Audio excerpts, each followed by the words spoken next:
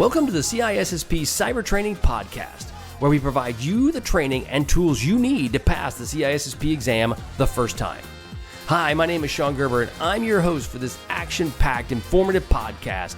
Join me each week as I provide the information you need to pass the CISSP exam and grow your cybersecurity knowledge. All right, let's get started. Hey, I'm Sean Gerber with CISSP Cyber Training, and today we're going to be having some various CISSP questions for you to help you pass the CISSP exam. So before we get started, you want to go to CISSPcybertraining.com and you can get access to all of these CISSP questions. All you have to do is just sign up for my email list and you can get access to 30 free CISSP questions every single month. And if you like that, you can try before you buy. If you like that, then you can get access by purchasing my membership or one of the other programs we have, and you can get access to all of my CISSP questions. And it's awesome. It really is. There's my recorded content. You name it, you can get it through CISSPcybertraining.com. Okay, so let's start talking about CISSP questions, and let's get on with question number 1. We're going to be focused on domain 6. And of this domain 6, you can actually also see these at my podcast at CCT 061. You can get these videos on YouTube, and you can get them through CISSPcybertraining.com. Okay, which of the following is a primary objective of security assessments and testing? A, ensuring compliance with legal regulations. 2, identifying vulnerabilities and weaknesses. C, actually it should have been 2, it should have been B. C, establish incident response procedures. And D, developing security policies and procedures. Okay, so which of the following primary objectives of a security assessment and of testing? A, ensuring compliance with legal regulations. B, identifying vulnerabilities and weaknesses. C, establishing incident response procedures, or D, developing security policies and procedures. And well, when you're dealing with security assessments and the testing, the ultimate goal is to get your vulnerabilities and find your weaknesses. So therefore, the answer would be B. Each of those other areas, compliance, incident response, and security policies, are beneficial for a security assessment program, but they're not the primary objective for them. What is the purpose of validation strategies in security assessments and testing? So again, what is the purpose of validation strategies in security assessments and in testing? A, to ensure compliance with regulatory requirements. B, to assess the effectiveness of the security controls. C, to evaluate the accuracy of the test results. Or D, to define the scope of the testing activities. Okay, the purpose of the validation strategies, basically you're validating the security assessment and its test, is B, to assess the effectiveness of the security controls. Again, that's designed to basically identify unknown vulnerabilities by simulating real-world attacks. And so if you want to basically validate that, you need to determine if it was effective or not. Okay, which assessment methodology is best suited for identifying known vulnerabilities in a system? Again, the question is, which assessment methodology is best suited to identify unknown vulnerabilities within a system? A, vulnerability scanning. B, penetration scanning. C, security auditing. Or D, risk assessments. Okay, so which assessment methodology is best suited for identifying unknown vulnerabilities? And the answer would be penetration testing. Again, it's specifically designed to identify unknown vulnerabilities by simulating real-world attacks. Question 4. What is the essential consideration when creating test data for security assessments? So again, what is the essential consideration when creating realistic test data for security assessments? A, including live production data. B, using sensitive customer information. C, maintaining data confidentiality. Or D, avoiding anonymization techniques. Okay, so what is the essential consideration when creating realistic test data for security assessments? So you're wanting to make sure that you create this realistic test data, but what is the purpose behind it, or main consideration that you want to do it? When you're adding this data, this test data to it, you're grabbing data and you're putting it in there to basically run and see if it works. What is the main consideration you need to keep in mind? And that would be C, maintaining data confidentiality. Okay, so you got using sensitive customer information, that would be an essential consideration. You wouldn't want to do that. You also, including live production data, may not want to do that either. And then avoiding anonymization techniques, you want to anonymize the data, right? So if you're going to be testing, so you wouldn't want that either. The main part was you're dealing with is data confidentiality. That is a bigger, broader brush than just mentioning sensitive customer data. So that it's a kind of a tricky one, because you may bite off on the sensitive customer information, but the real answer is maintaining data confidentiality. Question 5. Which of the following is a critical step in the audit process for security assessments and testing? A, identifying vulnerabilities. B, conducting penetration testing. C, engaging external auditors. Or D, implementing remediation measures. Again, which of the following is a critical step in the audit process for security assessment and testing? A, identify weaknesses. B, conduct penetration testing. C, engage external auditors. And D is implement remediation measures. So again, the question coming down to is a critical step in the audit process, that would be engaging external auditors. So usually having an external auditor, when you're dealing with auditing, is an important factor. You can do that for internal, but you would want a third party or a third group to do that internally for yourselves. Question 6, what is the primary purpose of continuous improvement in security assessment and testing? A, identifying vulnerabilities and weaknesses. B, ensuring compliance with legal regulations. C, enhancing the effectiveness of assessment processes. Or D, developing security policies and procedures. Okay, again, the question, what is the primary purpose of continuous improvement in security assessment and testing? A, identifying vulnerabilities and weaknesses. B, compliance and regulations. C, enhancing the effectiveness of assessment processes. Or D, developing security policies and procedures. The primary purpose of continuous improvement is C, enhancing the effectiveness of assessment processes. Again, continuous improvement aims to enhance the effectiveness of your security assessment and testing over time. Question 7, what is a common validation objective in security assessment testing? A, compliance with legal regulations. B, accuracy of assessment documentation. C, alignment of industry standards. Or D, development of risk mitigation plans. Again, what is a common validation objective in security assessment and testing? And the answer would be compliance with legal regulations. One of the main purposes of a security assessment and the testing that goes with it is to help you come in line with compliance around legal regulations that might be out there.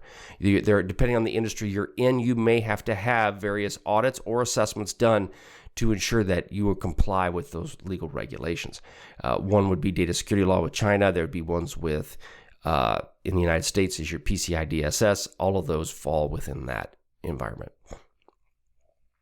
Question 8, which audit strategy develops an unbiased evaluation of an organization's security posture? A, internal audits.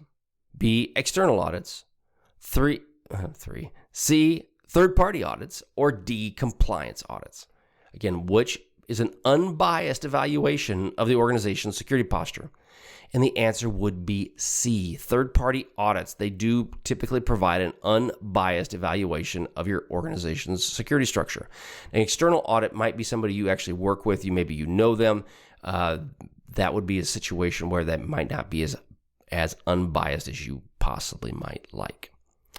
Okay, question 9. Well, before we get into question 9, just want to again put out a plug for CISSP Cyber Training. Go check it out. You can also go to freeCISSPquestions.com and you can get access to my 30 free CISSP questions every single month for the next year. I mean, you'll get them 360 questions to help you. That's 30 free CISSP questions at freeCISSPquestions.com. Question 9, which of the following examples of an external audit in security assessments and testing? A, self-assessment of internal auditors. B, review the security policies by management. C, an assessment conducted by an independent consulting firm. Or D, evaluation of control effectiveness by the IT department. So which of the following is an example of an external audit in security assessment and testing? So again, external audit. And the answer is C, an assessment conducted by an independent consulting firm. If you look at the rest of the questions, you got to deal with internal auditors, you got management, and you have the IT department. That is not typically an external audit. An independent consulting firm would be an external audit. Question 10, what is a recommended approach for addressing identified vulnerabilities in security assessments? So you have a security assessment, you find some vulnerabilities. How should you address those? A, ignore low severity vulnerabilities. B, prioritize vulnerabilities based on severity. Conduct an additional assessment for confirmation. Or D, focus solely on technical controls. Now, if you read through these, they'll make kind of sense, right? So you definitely want to deal with severity, but ignoring anything is usually not good. I mean, there might be a time you might do that, but it typically isn't something you would do. You really don't need to, once you've just conducted an assessment, you don't need to do another one unless you really want to just spend money. So the answer would be B, prioritizing vulnerabilities based on severity. So again, that's the recommended approach for identifying vulnerabilities in security assessments, is to prioritize them based on the severity and then address them as needed. Question 11. Which aspect of a security assessment and testing should be continuously updated to reflect emerging threats? A, test plans and procedures. B, regulatory compliance requirements. C, security control documentation. Or D, audit reporting templates. So again, which aspect of the security assessment and the test should continuously be updated to reflect emerging threats? When you're basically testing your plans and procedures, that's the threats will change, right? From ransomware to a worm that may roll in to different, you may have a stray backhoe that takes out your network. Those are different. So you may have different test plans and procedures, and you may modify those to meet these emerging threats. Next question, what is the purpose of a performance evaluation in security assessments and testing? A, assess the effectiveness of the controls. B, monitor the progress of the remediation activities. C, evaluate the competence of the individuals involved in the assessment. Or D, validating compliance with regulatory requirements. So again, what is the purpose of performance evaluations? Again, you're doing a review of the person in a security assessment and testing. The purpose of that is that you are evaluating their competence in what they're doing. So answer would be C. So that's the ultimate goal, is that you are trying to figure out, are they the person that will actually understand what they're doing, and are they capable of doing it? Question 13, which of the following is used to validate effectiveness controls during a security assessment testing? What is the method is used to validate the effectiveness of controls during security assessments and testing? A, penetration testing. B, risk assessments. C, security auditing. Or D, vulnerability scanning. Again, which method is used to validate the effectiveness of controls during a security assessment and testing? The answer is C, security auditing, right? Security auditing is a way to evaluate the effectiveness of the controls during a security assessment and a test.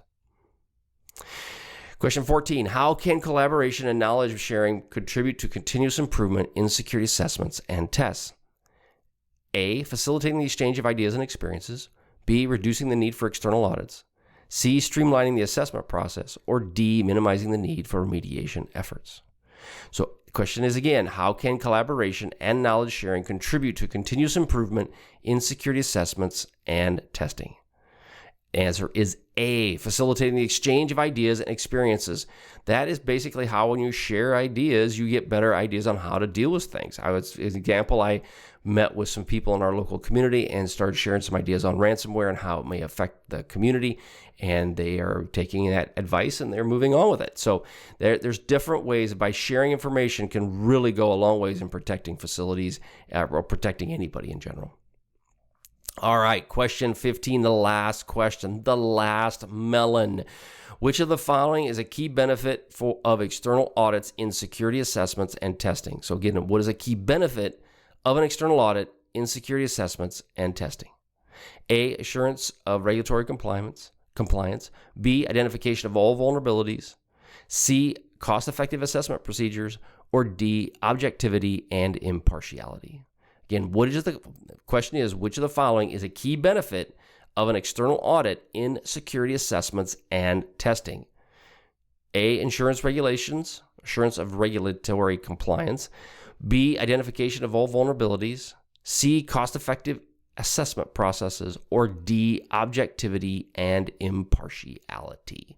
And the answer would be D. Objectivity and impartiality are one of the key benefits of having an external audit. Okay, I hope you all liked this. There was 15 questions of the CISSP. Go out to CISSPcybertraining.com and you can get some more. Sign up at freeCISSPquestions.com and you can get a plethora of CISSP questions to help you study for the exam. Again, the ultimate goal is to help you pass this doggone exam. We want you to get through it. We want you to do well, and we want you to move on with your cybersecurity career. All right, have a great day, and we'll catch you on the flip side. See ya.